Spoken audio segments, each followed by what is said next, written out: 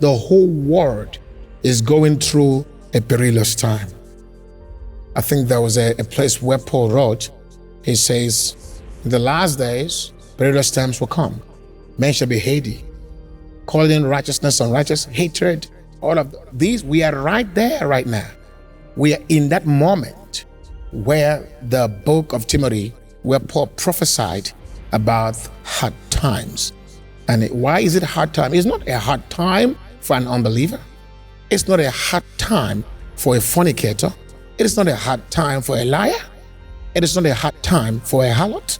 It is not a hard time for some of the ungodly politicians. It is not a hard time for those who live in sin. Right? It's not at all, because it's actually a blissful time for them to enjoy themselves in the flesh and blossom in their sinful activities and ways of life. But for us who walk in righteousness, for us who uphold the banner of his word, for us who chose the narrow way, for us who chose the wilderness, for us who decided to live in righteousness in an unrighteous world, for us who want to walk in the straight way, all right, to say no to the defilement of our body, no to the sin of the body, no to the sin of the spirit, and of course no to the sin of the soul. It will be a very hard time, because you will be hated. The system will single you out and cancel you. The system will object you. The system will oppress you.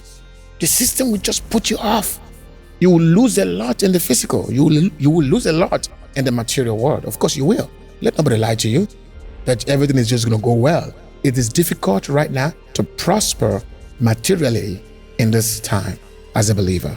It is difficult to have a blissful life in the natural or in the physical or in the material world right now. It is difficult without compromising your faith. But it's easy just to compromise, and then you will excel. Just like Satan came to Jesus and tempted him and asked him, if you would compromise, just bow.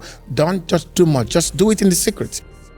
You don't have to do it publicly. It's between you and me. Just bow. That's all. No one will see you. Still go back and preach. Just continue. All right? Just do it in the secret. See that? And just go home. Go home. Go home.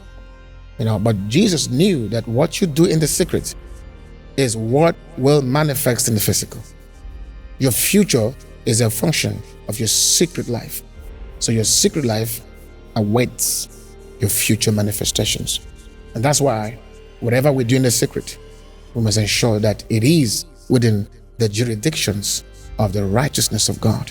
Because that which we think no one saw, or that which we think that no one will touch or behold, will definitely influence the outcome of our future.